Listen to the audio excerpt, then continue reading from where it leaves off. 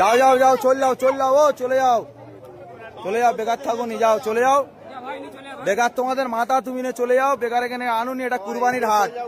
এটা কুরবানির হাট এখানে যে কিনবে সে কাটার জন্য কিনবে তাই তোমাদের মাথা তুমি কাটার জন্য এখানে এটা কাটার জায়গা এখান থেকে কিনলি সে কাটবে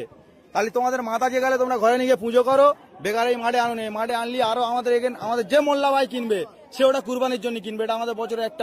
একটা উৎসব তাই তোমরা এটা যেহেতু তোমাদের মাথা যে গেলে তাহলে তোমরা কেন হাটে বেচতে এনেছো এটা তোমরা বেচে চলে যাবে